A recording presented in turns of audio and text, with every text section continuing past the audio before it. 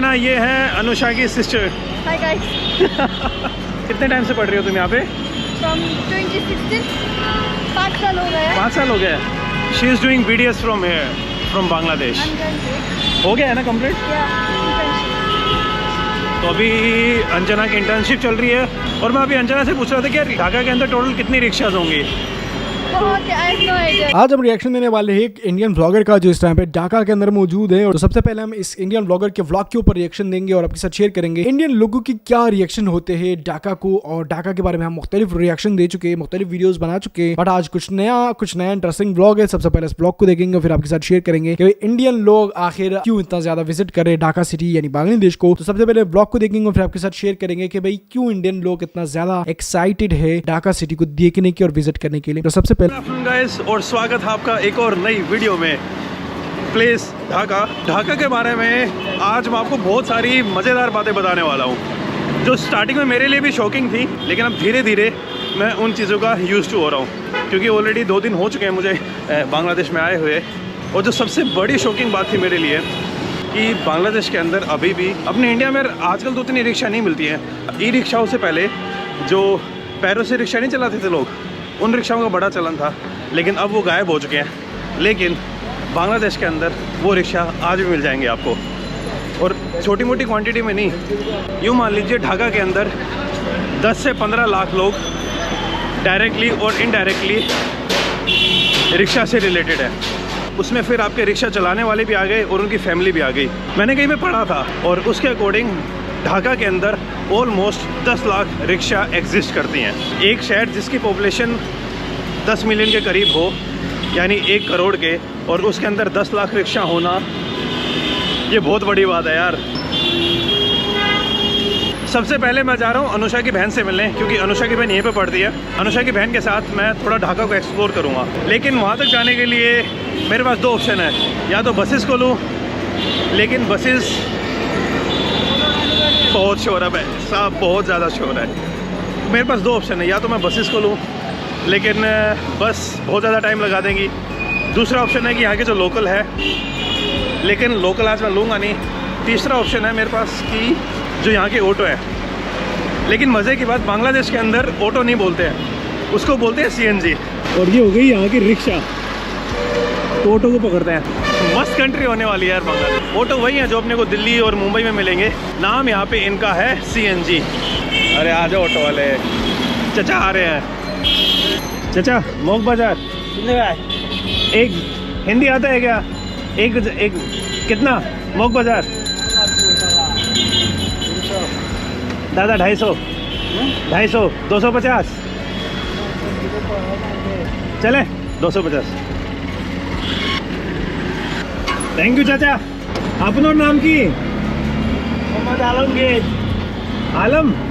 तो 13 से 14 किलोमीटर जा रहा हूँ अभी, और इसके लिए 250 रुपये, 250 टका सॉरी।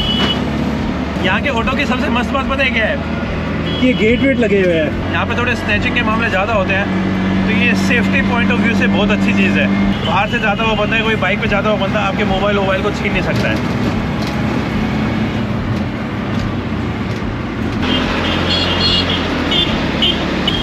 खुले धड़ाके से व्लॉगिंग कर सकता हूँ, कोई ऐसा डर नहीं है कि कोई कैमरा छीन के ले जाएगा। और कुछ दिखे ना दिखे, आपको रिक्शा हर जगह दिखेंगे।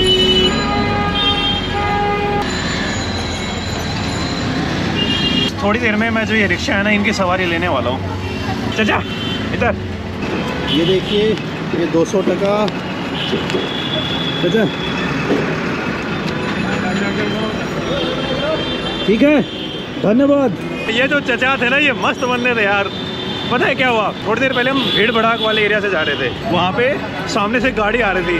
चचा ने ध्यान नहीं दिया, चचा ने उस गाड़ी के अंदर ठोक दी। चारे का बम्पर आगे बम्पर होता है क्या, जो गाड़ी के एकदम फ्रंट में होता है, फ्रंट में उस गाड़ी वाले को ठोक दिया। पहले गाड़ी वाला एकदम चिल पिल था, लेकिन देखा कि ज़्यादा नुकसान हो गया, चचा के ऊपर गुस्सा करने लग गया।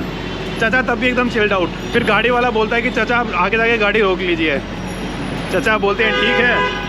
आगे जाके आए, चचा को रोड खाली मिला, चचा ने गाड़ी रोकी नहीं, एकदम फुल स्पीड में लेके आ गए। वो बेचारा गाड़ी वाला देखता रह गया। यहाँ से लेकर अब तक 5 से 6 बार चाचा के अंदर किसी ने ठोक दी होगी, और 2-3 बार चचा ने किसी के अंदर ठोक दी होगी।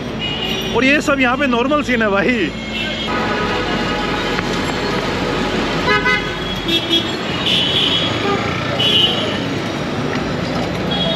अरे भाई साहब, यही हैसल तो चाहिए मुझे लाइफ में। 30 টাকা ভাড়া কি বলছে?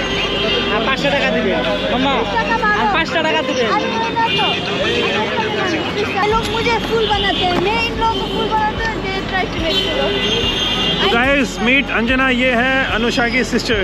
हाय गाइस, कितने टाइम से पढ़ रही हो तुम यहाँ पे? फ्रॉम 2016 5 साल हो गए। 5 साल हो गए। She is doing BDS from here, from Bangladesh. I'm going to हो गया है ना कंप्लीट? yeah, internship. तो अभी अंजना की इंटर्नशिप चल रही है। और मैं अभी अंजना से पूछ रहा था कि यार ढाका के अंदर टोटल कितनी रिक्शाज होंगी? बहुत, I have no idea, there are so many. Dhaka में कितना रिक्शा होगा टोटल? কত রিকশা আছে? কত রিক্সা আছে? হ্যাঁ আছে। কত কত কত? হুম? কত রিক্সা আছে? প্রায় 1 লক্ষের মতো। আপনি তো বলতে পারবেন কত? আর রিক্সা মনে করেন আরো दादा हिंदी जानी? পারবেন। जानी ना? बंगाली अलग है लेकिन समझ में आ जाएगी अगर आप थोड़ा सा कंसंट्रेट करोगे तो, क्योंकि जो एसेंस है वो हिंदी वाला ही है। अपनोर नाम की मतलब आपका नाम क्या है? अपनोर नाम की আপনার আপনার আপনার তো কত রিকশা? কত রিক্সা আছে? জানি না। এই 10 লাখের মতো প্রায় আছে, 10 লক্ষ। 10 लाख के ऊपर। জি। बांगा बंधु मीन्स बंगाली ब्रदर, है ना दादा? ও বন্ধু। जैसे अपने वेस्ट बंगाल में तो दादा दादा चलता है, बांग्लादेश के अंदर लोग मामा बोलते हैं। मामा एंड अप्पा। नो আপা মিস্টার। अप्पा mean big sister. Big small doesn't matter. अप्पा किसी को भी बोल सकता है। Good boy. ধন্যবাদ। धन्यवाद। All the best. मुझे यहाँ पे मीनेसू से चप्पल खरीदनी थी, वो खरीद लिया है। और अब हम यहाँ से किधर जा रहे हैं? गुलशन की तरफ जा रहे हैं। What is special about Gulshan? There are places, so many restaurants and all. अभी अंजना ने मुझे बताया कि इस एरिया के अंदर जो रिक्शाज है ना वो थोड़ी अलग है। बाहर का rickshaw they won't be able to come here, there are like designated rickshaw. बाहर के रिक्शा यहाँ नहीं आ सकते। तो अंजना बता रही है कि जो बाहर की रिक्शा है ना वो गुलशन एरिया के अंदर नहीं आ सकती। तो हर रिक्शा को एक नंबर अलॉट हो रखा है। नंबर प्लस वो जैकेट पहनते हैं ना नंबर की। জানেন কোনা নিয়ে গেল কত? 50 টাকা বারো, 50 টাকা 60 টাকা इस चचा মামা। इज नॉट मामा, चचा। नो मामा मामा से चचा, चाचा चचा चचा, नॉट चाचा, चचा। चाचा you know Mirzapur? Yeah it's an series on Yeah, Amazon series prime. I know. तो उसमें एक डायलॉग है चचा। अब यहाँ पे जो रिक्शा वाले हैं उन सब टाइप के रिफ्लेक्टर पहने हुए हैं। हर बंदे को एक नंबर अलॉट हो रखा है। कैसे हो मामा? ठीक। क्या मनाशे? ये अपनी लूना। मैं खोले को तुम क्या बता रहे थे कि रिक्शा में हमेशा वो पैर रखने चाहिए? वाई? क्योंकि पीछे से यहाँ पे ट्रैफिक बहुत कंजेस्टेड है, तो टक्कर होती रहती है। बहुत होता है। There are incidents where people fall down. अरे लास्ट में शायद तुम्हारी मेरा फ्रेंड junior- एक्सीडेंट हो गया था ना? या उसका ये हाथ सब स्मैश्ड हो गया था। अंजना बता रही कि यहाँ पे है ना, ओ भाई साहब, आपस में ना रिक्शा वाले एक दूसरे, रिक्शा ही नहीं पीछे से गाड़ी वाले भी टक्कर मार देते हैं क्योंकि कंजेशन बहुत ज़्यादा है। जो आपने सुबह सुबह देखा होगा जिस ऑटो वाले भाई साहब के साथ मारा था, और उस ऑटो वाले अंकल ने एक गाड़ी में ही ठोक दी। दादा केमन आशे? भालो आछे। ऐसे कैसे बोलेंगे? आई एम गुड, भालो আমি आछी। ভালো আছি। আমি ভালো আছি। দাদা Thanks you. আছি। আমি ভালো আছি। আমি ভালো আছি। দাদা কেমন আছি? কেমন আছেন? কেমন? আছেন। अच्छा केमन आशन भालो, ठीक ठीक ठीक केमन आशन। ओ भाई साहब रेस भी लगा देंगे ये? That is my- अभी अंकल जी ठोक देते इसके अंदर। ते जानी एकला चालो रे, रविंद्रनाथ टैगोर एकला चालो। ते जानी हमें गुलशन में जो रेस्टोरेंट हमें चाहिए था वो मिला नहीं, तो अभी हम दूसरे एरिया में आए हैं। लेकिन मज़े आ रहे हैं यार, पता नहीं अंदर से फील आ रही कि बस Now you are finding it nice, right? यार मज़े आ रहे हैं मेरे को। की खा रही है दादा? की खोबर थोड़ा एक्सेंट भी सीखना पड़ेगा ना बंगाली का। अंजना अपने हॉस्टल की तरफ चली गई है और मैं जा रहा हूँ वापस से अपने एयरबीएनबी अपार्टमेंट की तरफ। अपार्टमेंट तो क्या, एक रूम बुक किया है मैंने।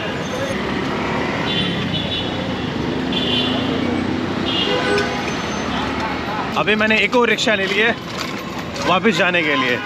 বেশি না জানলো কিছু জানে, কিছু তো জানে। আপনার নাম কি? মোহাম্মদ ইসমাইল হোসেন।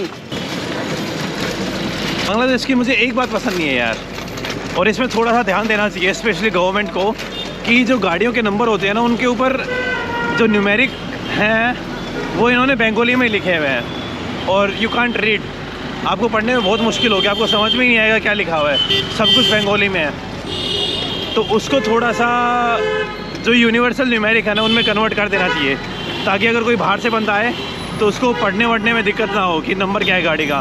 अगर मान लो कोई गाड़ी वाला आपको ठोक के चला जाए या फिर आपको ऊबर पकड़नी हो तब आपको बहुत दिक्कत हो जाएगी, क्योंकि आप नंबर समझ ही नहीं पाओगे कि भाई गाड़ी का नंबर क्या है क्या नहीं है। কি বলতে দাদা? अभी जिस एरिया में से हम गुजर रहे हैं ये ढाका का one of the post area में से आता है। दादा इस एरिया का नाम क्या है? गुलशन 2। आप देख लीजिए पीछे रिक्शा वाले भैया टक्कर मारे जा रहे हैं। आप लोग सोच रहे होंगे कि बांग्लादेश उतना एक्सपेंसिव नहीं होगा घूमने के मामले में। आने से पहले मुझे ऐसा लग रहा था कि बांग्लादेश में ट्रैवल करना will be cheaper than India, India से काफ़ी सस्ता होगा।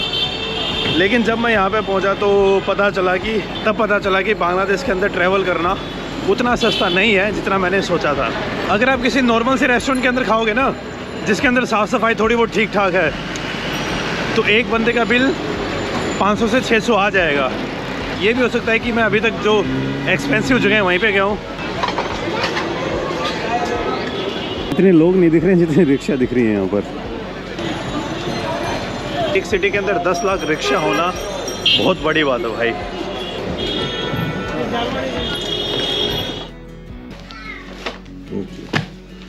ये बांग्लादेश के सारे गाइड रोड मैप हो गए हैं ये, अब मज़े आने वाले हैं। अब आगे आगे जो धीरे धीरे बांग्लादेश के अंदर मैं एक्सप्लोर करूँगा। मुझे थोड़ा बहुत आइडिया था कि बांग्लादेश के अंदर रिक्शा मिलेंगी, लेकिन इतने बड़े अमाउंट में मिलेंगी मुझे ये बिल्कुल भी आइडिया नहीं था यार।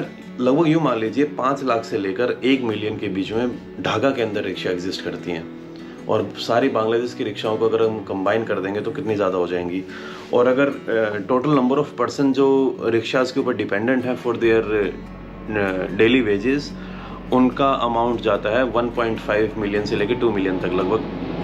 और ढाका की टोटल पॉपुलेशन है 1.68 करोड़, यानी 16 मिलियन पॉपुलेशन है। और 16 मिलियन पॉपुलेशन में से 10% ब्लॉग आप लोगों ने देख लिया होगा, काफ़ी इंटरेस्टिंग ब्लॉग था, मैं काफ़ी एक्साइटेड था।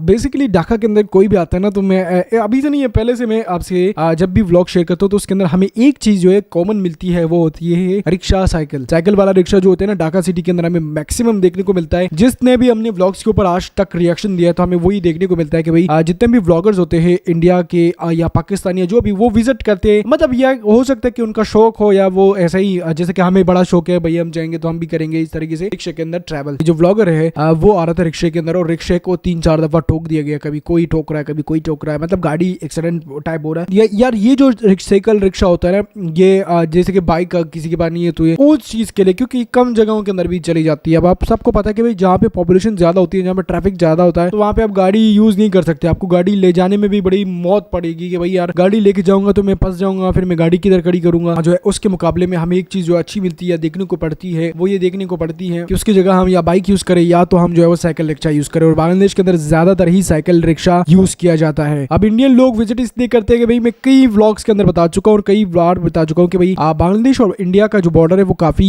करीबी है। यहाँ पे आपको वीजे की जरूरत नहीं पड़ेगी इतनी ज्यादा। अगर आप बांग्लादेश आना चाहते हैं तो आपका खर्चा भी कम होगा। इंडियन पैसों का भी आपके मतलब डबल तो नहीं होंगे बट आपके एक मिकदार में ज्यादा हो जाएंगे, मतलब कि समझ लो 8,000-12,000 रुपए हो जाएंगे, मतलब 1.5 पैसे के हिसाब से। तो यहाँ पे आपके पैसे ज्यादा होंगे। तो इस तरीके से जो है लोग विजिट करते हैं और ढाका सिटी को देखते हैं। मुझे बड़ा अच्छा लगा। आप लोगों को कैसा लगा बांग्लादेश ढाका सिटी? क्योंकि देखिए इंडियन लोगों का मैंने आपको क्या बताया कि भाई ये फ्लाइट के अंदर भी आते हैं और वैसे भी आते हैं तो इनको खर्चा कम देखने को पड़ता है। ट्रेन के अंदर सस्ती चीजें पड़ती है, खाना पीना सस्ता पड़ता है, तो जिसकी वजह से जो भी लोग विजिट करना चाहते हैं वो बस सीधा डायरेक्ट ढाका से आ जाते हैं और फिर विजिट करते हैं। मुख्तलिफ जगहों पे जाते हैं, चिटागोंग, कॉक्स बाजार, बाकी जगहों के अंदर विजिट करते हैं और फिर वो लोग एंजॉय करते हैं। तो अगर आज का व्लॉग अच्छा लगा है तो वीडियो को लाइक लाजमी करिएगा। मिलते हैं नेक्स्ट वीडियो में।